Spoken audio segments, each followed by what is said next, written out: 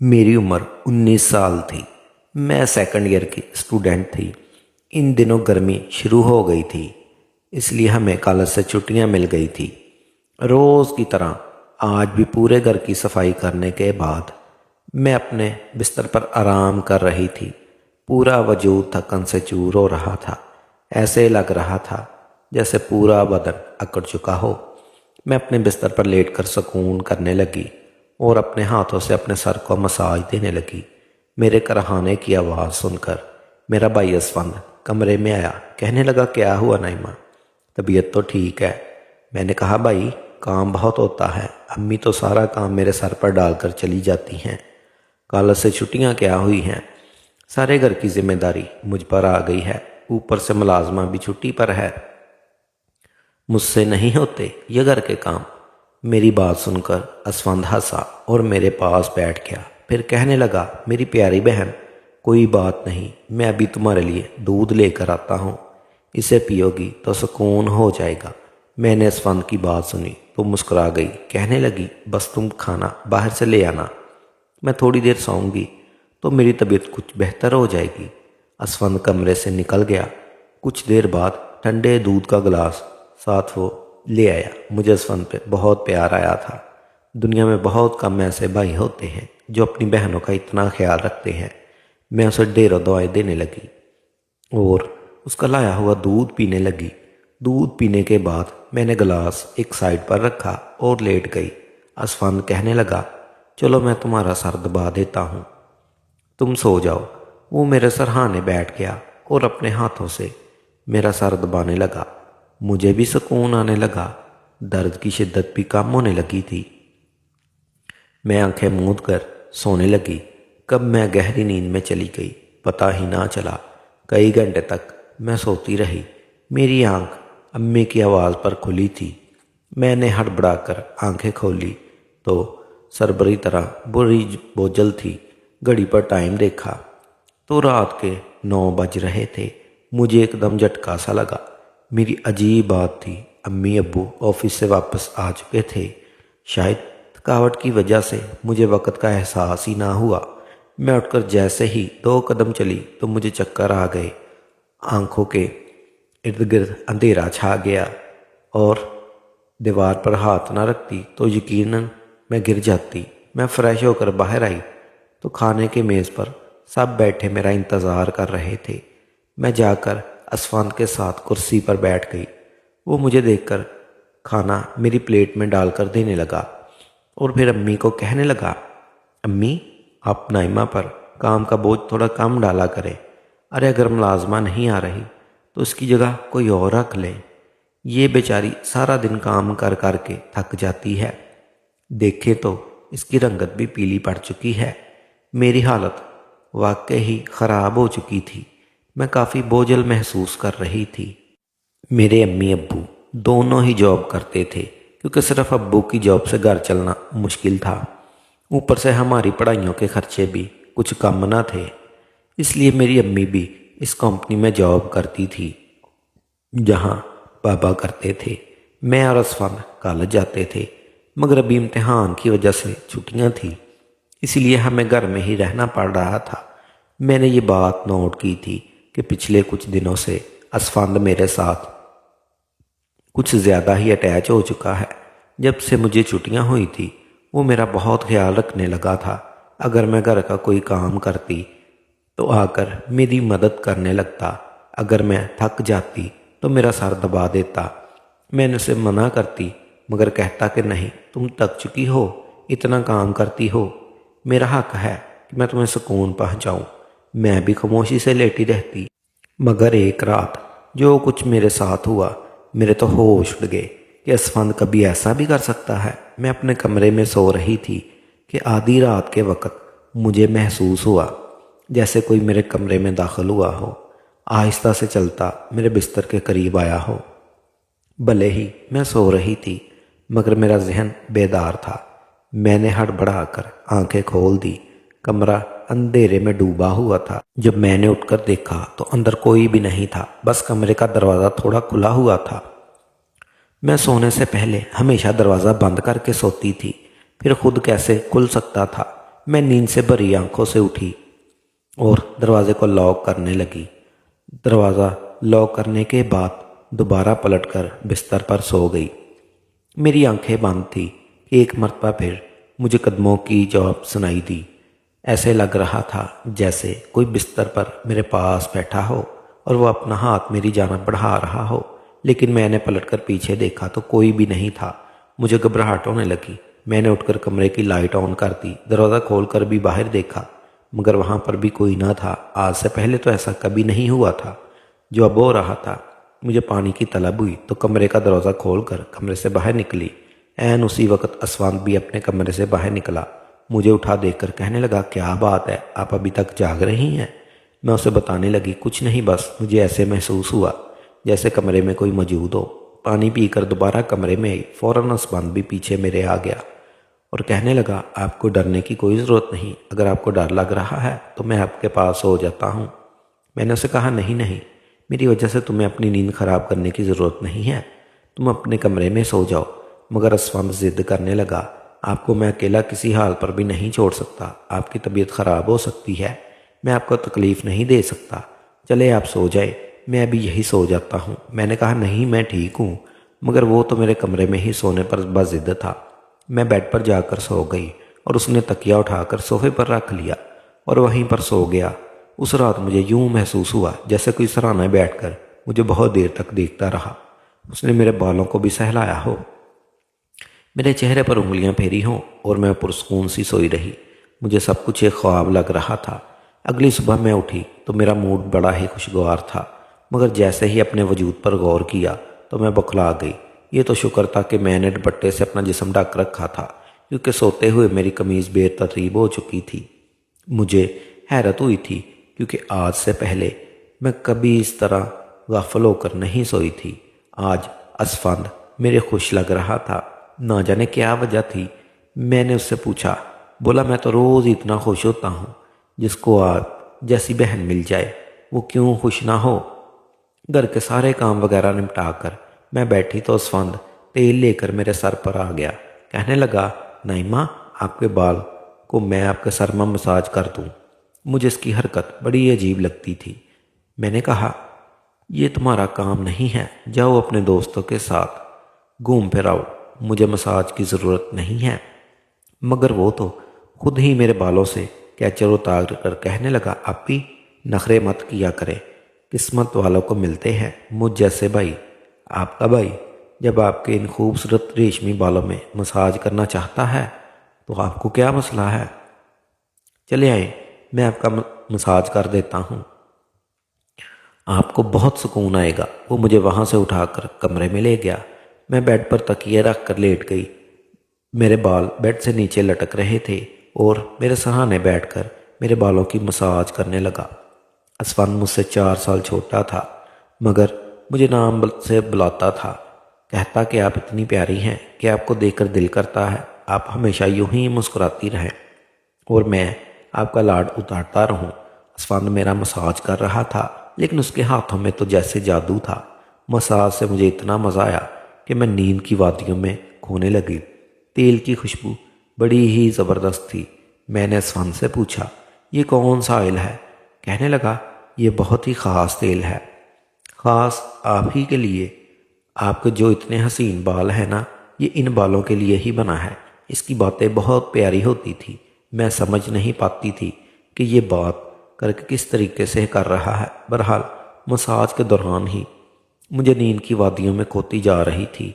एक मरतबा फिर मैं सो चुकी थी, मगर जब कुछ देर बाद मेरी आँख खुली तो मेरा पूरा वजूद दर्द से टूट रहा था। ऐसे लग रहा था जैसे बहुत ज़्यादा वज़न मेरी टांगों पर रख दिया गया हो। पूरे बदन में दर्द सरसरियत करता जा रहा था। मैं धीरे से उठकर बैठी और उसके पास देखने लगी। जब अपने वजूद पर गौर किया तो मैं मुकम्मल भीगी हुई थी। ऐसे लग रहा था जैसे मुझे किसी ने नहला दिया हो। मेरे कपड़े गीले थे, पंखा बंद था और गर्मी थी। आखिर ये सब कुछ हुआ क्या था? मैं बड़ी मुश्किल से बेड से उठी। मुझे चक्कर आ रहे थे, मुझसे चलना मुश्किल हो रहा था। मैं अपनी हालत समझ नहीं पा रही थी कि मेरे साथ ये सब कुछ क्या हो रहा है। बड़ी मुश्किल से चलकर वॉशरूम गई और फ्रेश हुई थी। अपनी हालत पर गौर किया तो ऐसे लगा जैसे मैं सोई नहीं बल्कि कोई मशक्क़त वाला काम कर रही थी। मैं जब कमरे से बाहर निकली तो मुझे खुसर फुसर की आवाज़ आई। ऐसे लग रहा था जैसे असफंद किसी से बात कर रहा हो। घर में तो मेरे और उसके अलावा कोई भी मौजूद नहीं था। फिर वो किसके साथ बात कर रहा था। मैं पहले तो किचन में पानी पीने गई मगर तब तक आवाज़ आना बंद हो गई थी। मैं किचन के दरवाजे के पास खड़ी थी। जब असफंद बैठक से निकला तो उसके हाथ में काफ़ी पैसे थे जिनको देखकर वह मुस्कुरा रहा था। मेरे माथे पर बाल पड़े। अगले ही पल में असफंद की नज़र में मुझे पड़ी। मुझे देखकर कहने लगा, नाइमा आप उठ गई।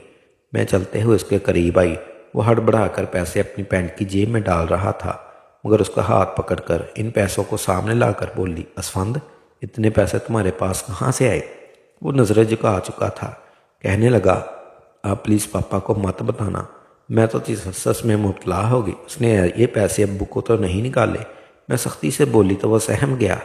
कहने लगा, ये अब्बू के एक दोस्त के कई साल पुराना कर्ज उतारने आए थे। मैंने तो सोचा उनसे मोबाइल लूँ लेकिन इसने पैसे मुझे थमा दिए। मैंने कहा, हाँ तुमने अच्छा किया। घर के हालात देखो किस कदर ख़राब है।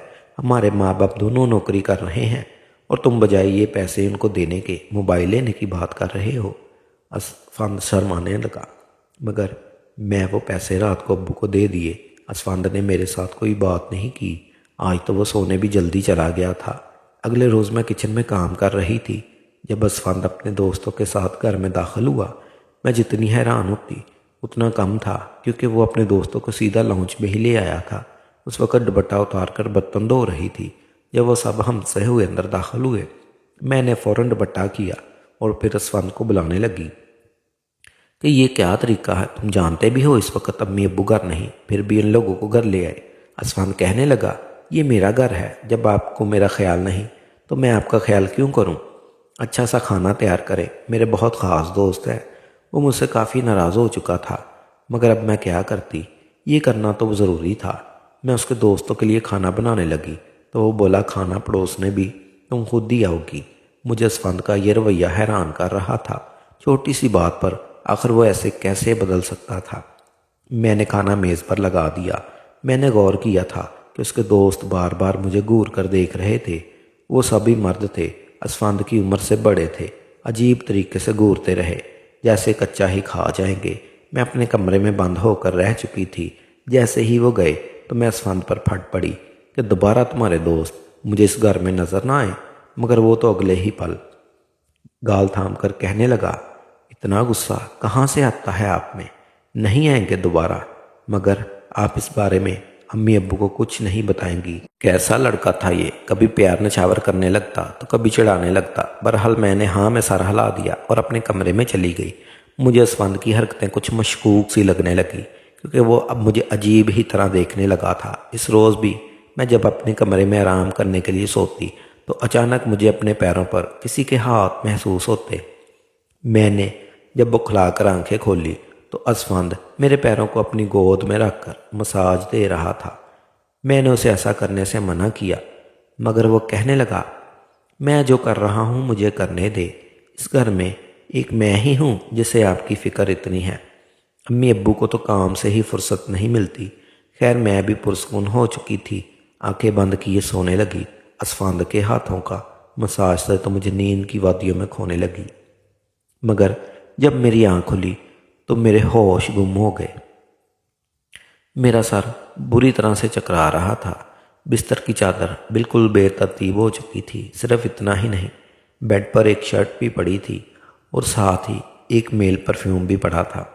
आखिर ये सामान किसका था? मैं तो कितनी देर कुछ बोल ना सकी।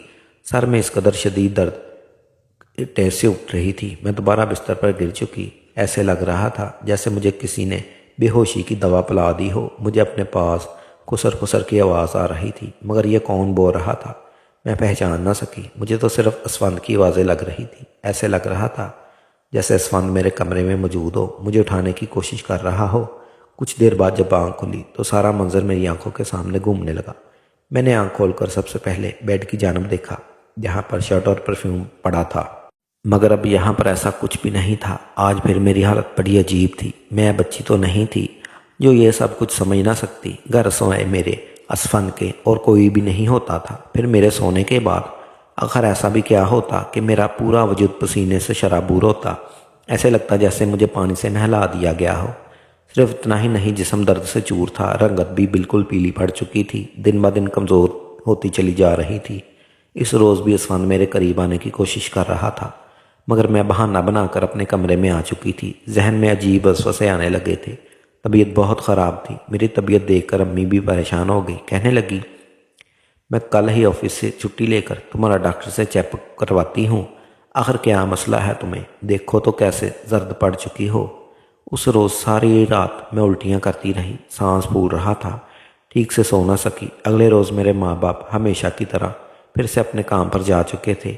उन्हें तो शायद मेरी परवाह ही नहीं थी। मैं खुद ही डॉक्टर के पास गई, जहाँ पर अल्ट्रासाउंड में ये आया था कि मैं हामला हूँ। आखिर ये सब कुछ मेरे साथ कौन कर सकता था? असफंद मेरा भाई था, लेकिन फिर जहन में ये बात आई कि असफंद तो मैं अपना सबका भाई समझती हूँ, जबकि ये बात किसी से ढकी छुपी नहीं थी कि असफंद मेरा सौतेला भाई है और वह मेरे माँ की औलाद है, जबकि मैं तो अपनी अम्मी की पहली शादी में से थी। इस तरह के बातें मुझे कुछ गलत सोचने पर मजबूर कर रही थी। समझ नहीं आ रहा था कि किस मुंह से अपने माँ बाप को इस बारे में बताऊं। असफान मेरे पास बैठा, माँ बाप के सामने कभी मेरा हाथ पकड़ता तो कभी मेरी गाल खींच देता। अगले ही रोज़ मैं अस्पताल गई और अबॉर्शन से पहले डॉक्टर से कहा, इस बच्चे का डीएनए करके। डॉक्टर ने डीएनए रिपोर्ट पकड़ाई तो मेरे तो जैसे सांस लेना ही भूल चुकी थी। मैं जो समझ रही थी वैसा कुछ नहीं था। ये बच्चा तो किसी और का था, लेकिन ये कौन कर सकता था मेरे साथ? अम्मी अब्बू घर से गए तो मैं अपने कमरे में मोबाइल का कैमरा फिट कर दिया और इस रोज़ वो मेरे पास आया और मेरे सर में मसाज करने लगा। मैं भी खामोशी से लेटी रही। बहुत कोशिश की कि ना सोऊं, मगर शायद इस तेल में बेहोशी की दवा थी, जिसे सूंघने में बेहोश हो जाती थी। कई घंटों बाद मुझे होश आया था। माँ बाप भी घर आ चुके थे। जब मैंने कैमरे की रिकॉर्डिंग सामने की तो मेरे पैरों से ज़मीन ही निकली गई। असफंद मेरे कमरे में अपने अबोश दोस्तों को ला रहा था, जो मेरे साथ बदकारी कर रहे थे। अपना मकसद पूरा करने के बाद असफंद को उन्होंने पैसे दिए और वहाँ से चले गए। ये बात मुझ पर किसी क़यामत की तरह टूटी।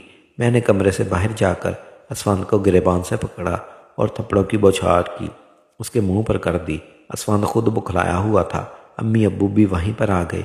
अब्बू गुस्से से मेरे हाथ पकड़ चुके थे कि होश में तो हो, पागल हो गई हो, क्यों मार रही हो असफंद को? मैंने रोते हुए वो वीडियो ने दिखा दी। ये जलील इंसान मेरे साथ ये सब कुछ करवाता है। वीडियो मेरी माँ ने देखी तो फर्श पर गिर चुकी। अब्बू को भी इस बात पर यकीन नहीं आ रहा था। उन्हें असफंद को पकड़कर बहुत मारा। उसके मुंह और नाक से खून बह रहा था। गुस्से से कहने लगा, मैंने इसे कभी अपनी बहन समझा ही नहीं। मुझे पैसों की ज़रूरत रहती थी, लोग इसके लाखों रुपए देने को तैयार थे। मुझे अपनी ज़रूरत पूरी करनी थी, इसलिए मैंने ये कदम उठाया। अपनी बहन की जिस्म फरोशी करवाई। मैं अपने कानों पर हाथ रख कर बस रोए जा रही थी। अब्बू ने उसे इतना मारा कि वह लहूलुहान हो गया, मगर जैसे तैसे खुद को उनसे छड़वा कर घर से भाग गया और दोबारा कभी पलट कर इस घर में नहीं आया। मेरे पेट में पल रहा बच्चा नाजायज़ था, जिसका मैंने अबॉर्शन तो करवा दिया, मगर असफंद ने जिस कदर घिनौना खेल मेरे साथ खेला, मैं मरते दम तक भूल नहीं सकूंगी। यकीनन आजकल से इस फितने को दूर भाई वही होता है जो आपके सगे वालिदैन से हो। अंजाम मर्द के सहारे अपनी जवान जहान बेटी को छोड़ना यकीनन बहुत बड़ी बेवकूफ़ी होती है, क्योंकि शैतान परस्त मर्द हर वक्त इस आड़ में रहते हैं कि वह किसी न किसी बिनते हवा की इज्जत को नीलाम करे। तो मैं अपने तमाम देखने वाले और सुनने वाले वालिदैन से यही गुजारिश करूँगा कि हमेशा अपनी बेटियों के साथ पर्दों में रखे और कभी किसी भी अनजान मर्द के सहारे पे इन्हें अकेला ना छोड़े। इस सारे मामले में आखिर गलती किसकी थी? मेरे बाप की, जो पैसा कमाने के चक्कर में बच्चों से बिल्कुल ही गाफिल हो गए थे, या फिर मेरी कि मैं अपने सौतेले भाई के साथ अकेली इस घर में रहती थी, इस पे हद से ज़्यादा एतबार करती थी, इसे अपना सगा भाई ही समझती थी।